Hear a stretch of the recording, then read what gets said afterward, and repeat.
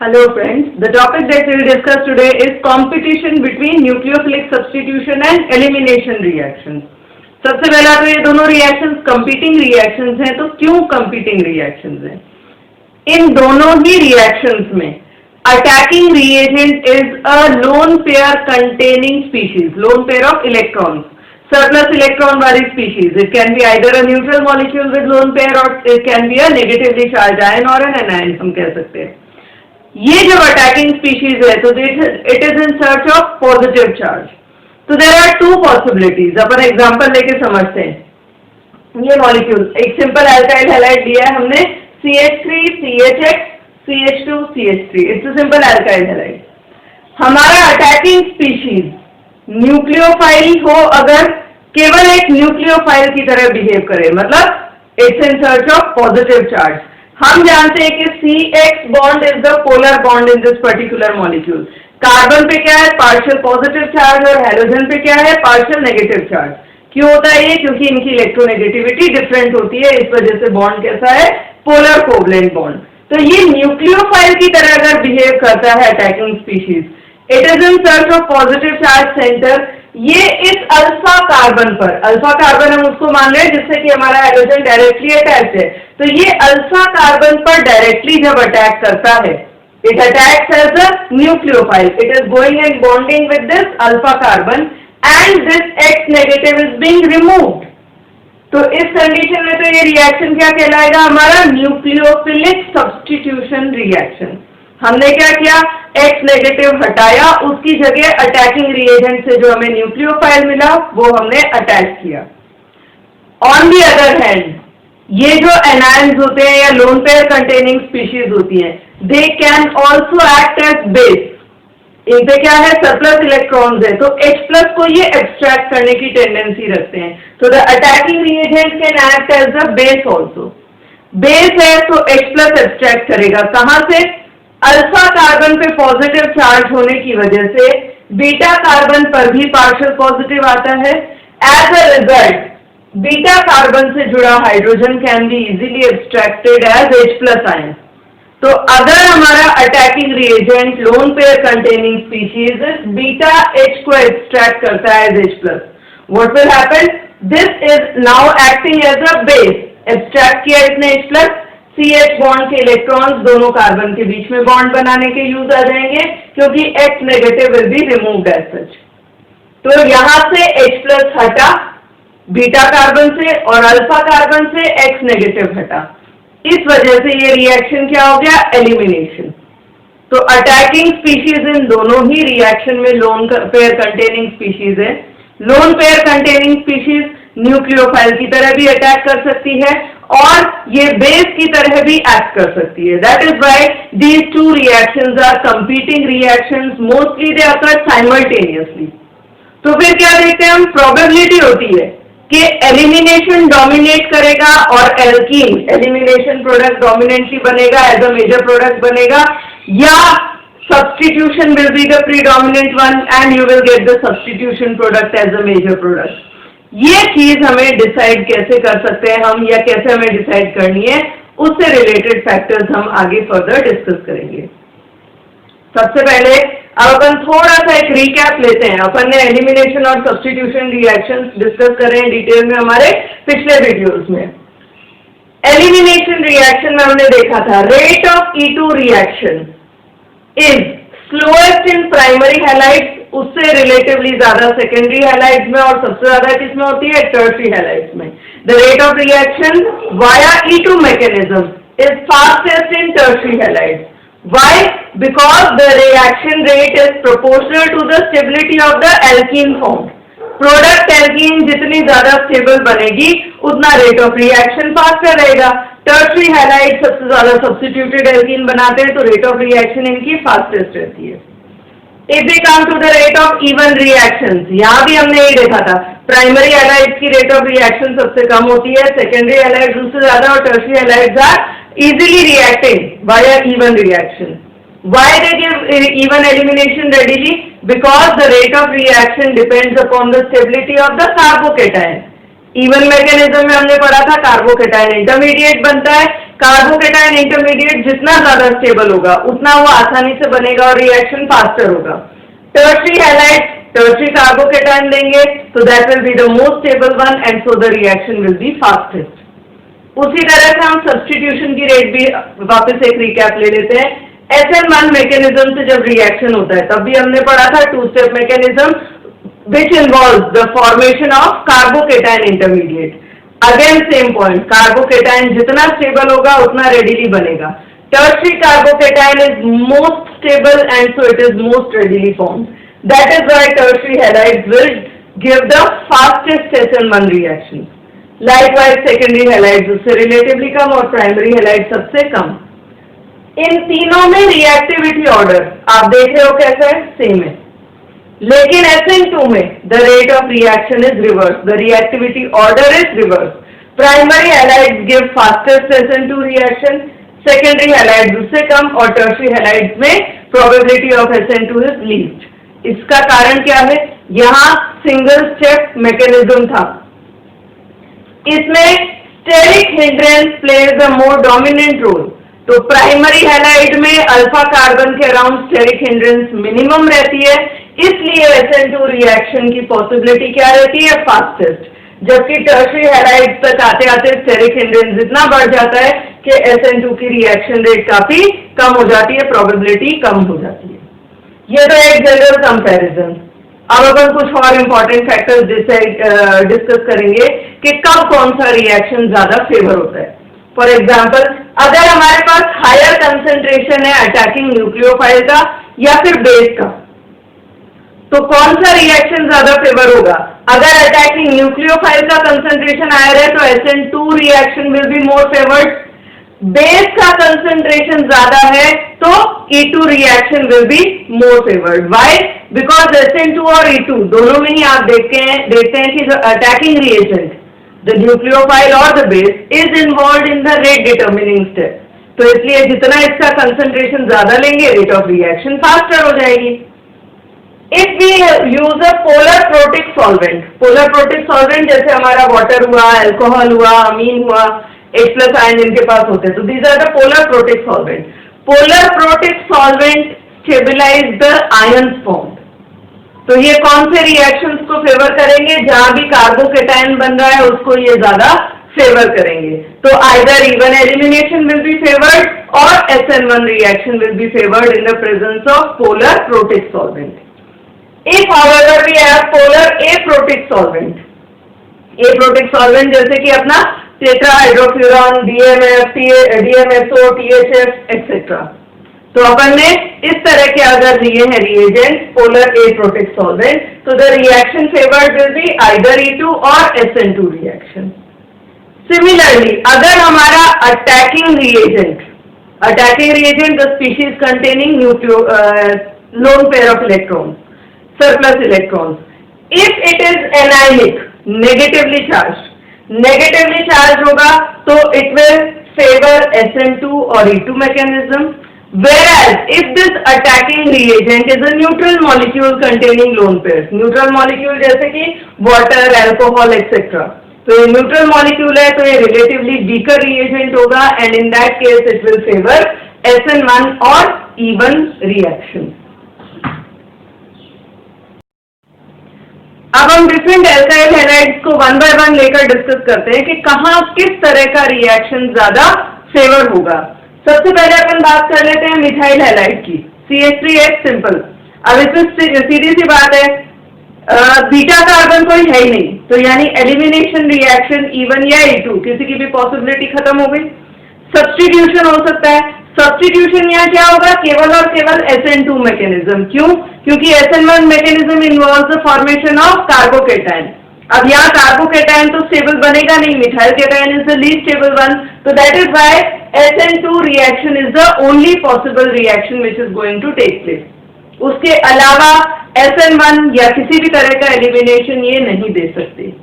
सबसे simple case हो गया। We move on next to this example CH3CH2X। अब ये किस तरह का हैलाइड है? This is a primary alkyl halide.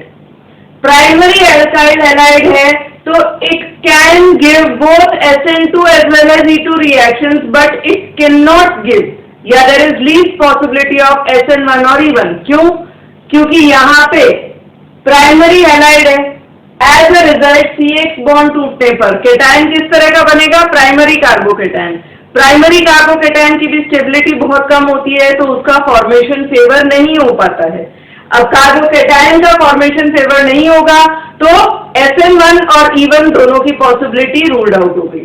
Possible क्या बचे? Either it can give SN2 reaction और it can give E2 reaction.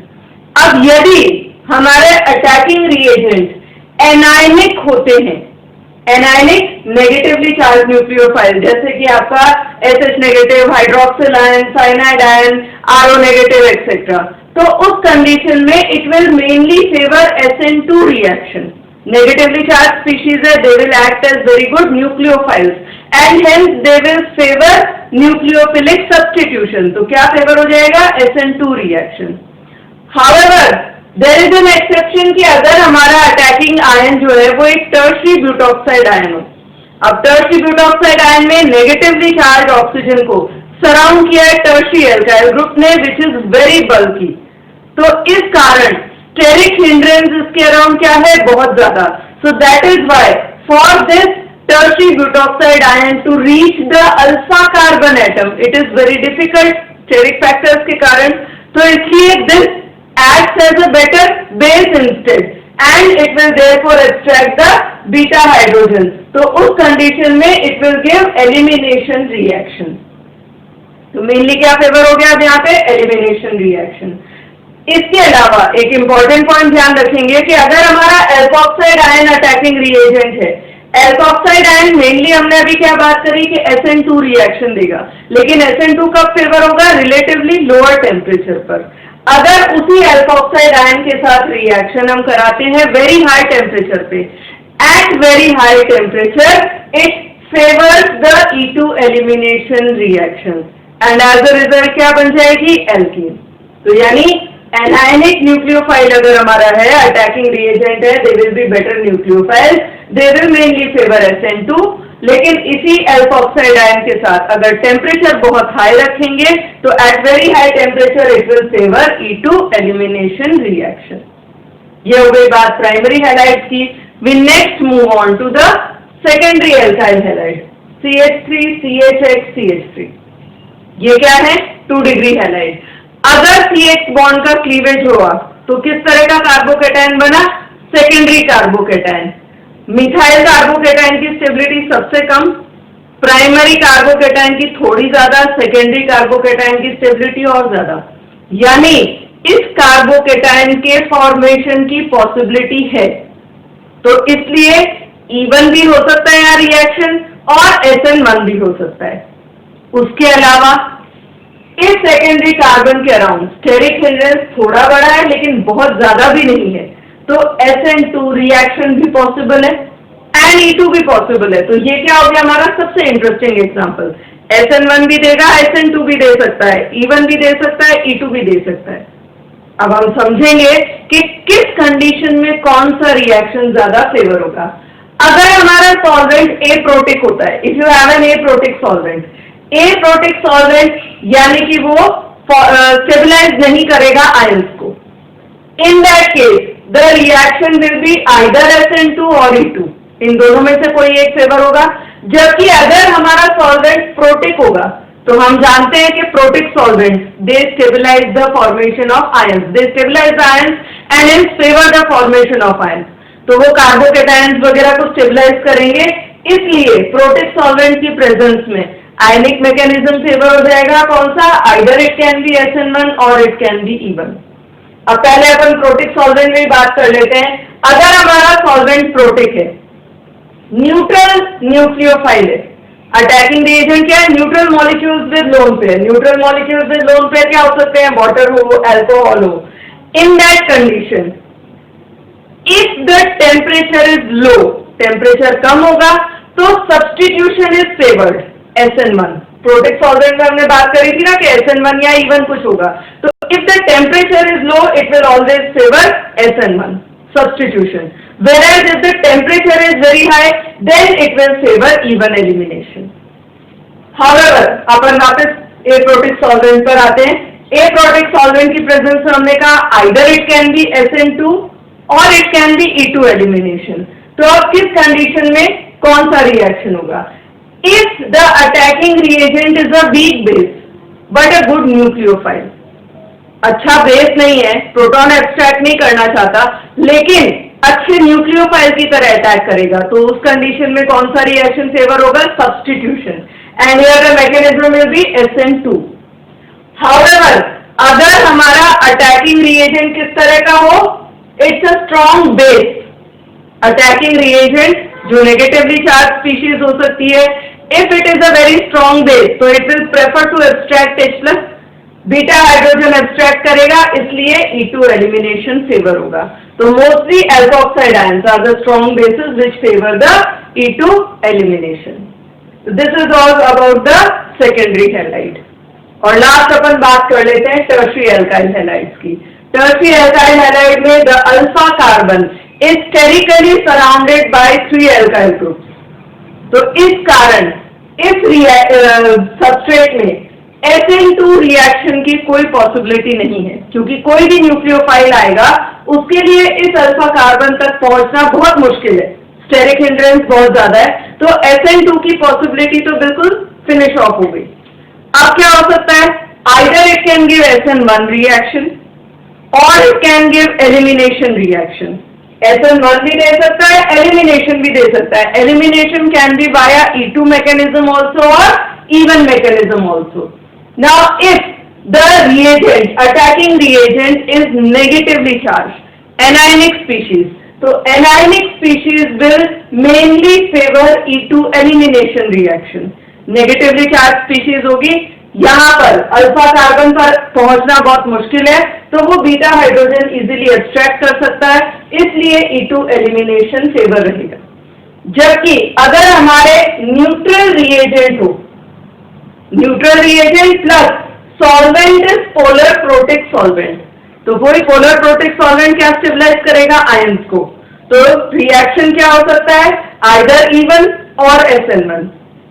In that case अगर हमारा न्यूट्रल रिएजेंट है, अटैकिंग रिएजेंट न्यूट्रल मॉलिक्यूल है and solvent is polar protic, if you keep temperature low substitution will be favoured, SN1 mechanism आसानी से होगा।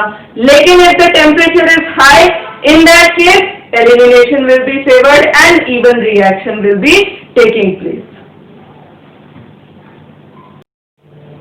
Now let us consider some examples. कुछ और examples हम देखते हैं ताकि हमें पता चले कि कब substitution major होगा और कब elimination major reaction होगा। So let's start off with the first one. This is CH3CH2Br. Ethyl bromide है, प्राइमरी हैलाइड है, इसका रिएक्शन हम करा रहे हैं with alkoxide ions, RO negative ion CH3O negative in the presence of CH3OH as a solvent.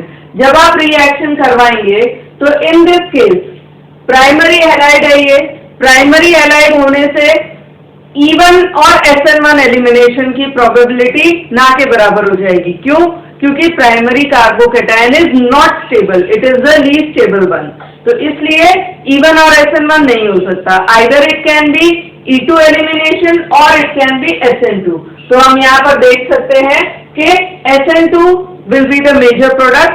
As a result क्या बन जाएगा? CH3CH2 OCH3, halide has been replaced by OCH3। तो SN2 रिएक्शन प्रोडक्ट हमारा major and minor product will be ethene.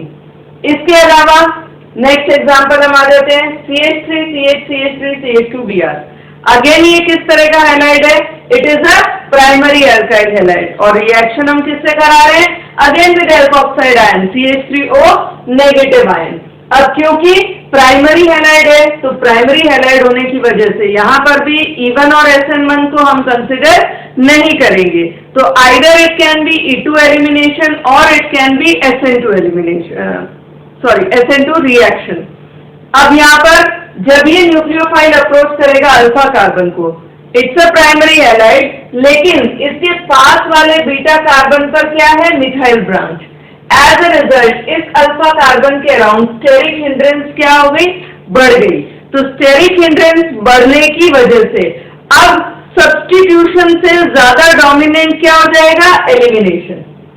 Substitution कम हो गया क्योंकि alpha carbon के around steric hindrance बढ़ गई, और एलिमिनेशन फेवर हो जाएगा क्योंकि सब्स्टिट्यूटेड एल्कीन बन रही है स्टेबल एल्कीन। तो here the minor product will be formed by substitution, this one, whereas the major product will be your elimination product, that is alkene. Halogen यहाँ से और हाइड्रोजन यहाँ से एलिमिनेट होंगे। We move on to the next one, CH, CH, Br, CH3। इस compound का reaction हम करा रहे हैं। अब कंडीशंस अलग अलग दे रखी हैं, we'll see one by one। सबसे पहले हम देखते हैं इसका रिएक्शन हम करा रहे हैं विद CH3OH। CH3OH क्या है? एक न्यूट्रल न्यूक्लियोफाइल। तो न्यूट्रल न्यूक्लियोफाइल की प्रेजेंस में मेनली, अब यहाँ पे क्या है, ये किस तरह का हैलाइड है? पहली बात तो it is a secondary halide. Secondary halide है, इस वजह से ये SN1, SN2, E1, E2 सब तरह के रिएक्शंस दे सकता है। तो कौन सा रिएक्शन होगा ये डिपेंड करेगा on the nucleophile as well as the solvent used.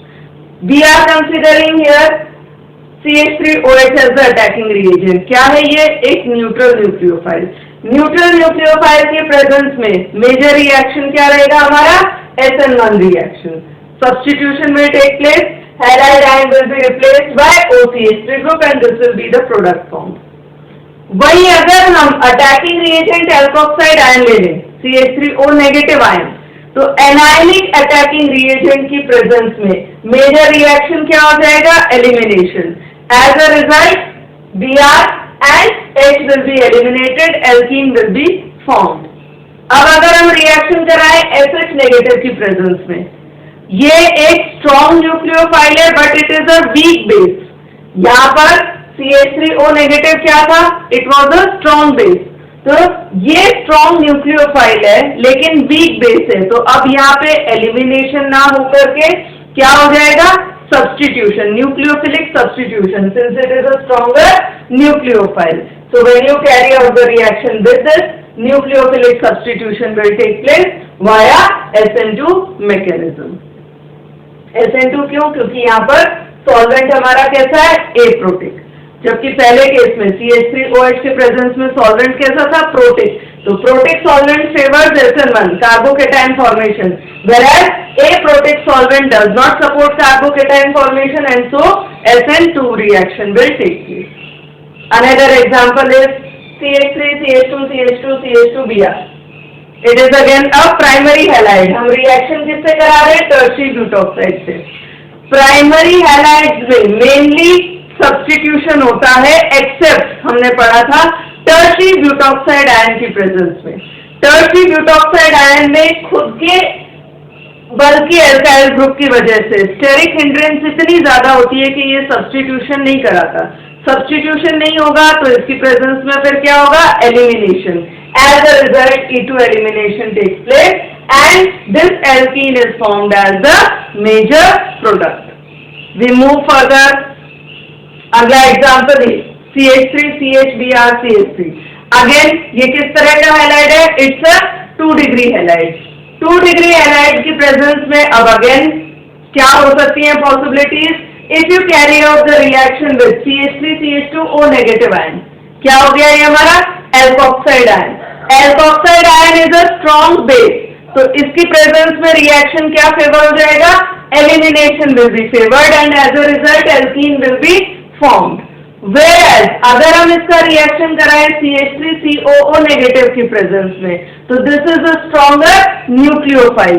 इस वजह से substitution reaction will be predominant and as a result the substitution product will be form. Halide ion हटा, उसकी जगह ये CH3CO ग्रुप सब्स्टिट्यूट हो जाना है। Last example will take this CH3 whole side CBr। ये क्या है? टर्शियरी हैलाइड है। तो टर्शियरी हैलाइड की प्रेजेंस में हम SN2 मैकेनिज्म की पॉसिबिलिटी बिल्कुल रूल आउट कर देते हैं। टर्शियरी हैलाइड में अल्फा कार्बन के अराउंड स्टेरिक हिंड्रेंस इतनी ज्यादा है कि SN2 मैकेनिज्म तो होगा ही। कौन सा हो सकता है? SN1 मैकेनिज्म हो सकता है या फिर एलिमिनेशन हो सकता है। अब ये किस पे डिपेंड करेगा? Attacking reagent. If the attacking reagent is water और CH3OH, तो इस केस में neutral attacking reagent, neutral nucleophile की प्रेजेंस में substitution will be the main reaction, और सब्स्टिट्यूशन होगा किससे? SN1 mechanism, carbocation mechanism. Why? Because neutral nucleophile है और पोलर प्रोटेक्ट सॉल्वेंट है, so this will favour the formation of the carbocation. वही अगर आप इसका रिएक्शन एनायनिक अटैकिंग रिएजेंट के साथ कराते हैं, नेगेटिवली चार्ज, तो in that case E2 elimination will be the predominant reaction, and since their elimination will be predominant, alkene will be formed as the product. With this, we sum up the comparison between elimination and substitution reaction. I hope अब हम clearly ये जज कर पाएंगे कि हमारा given substrate हो और attacking reagents given हो, तो हम ये बता सकें कि which will be the major product, either elimination or substitution. This completes our lecture.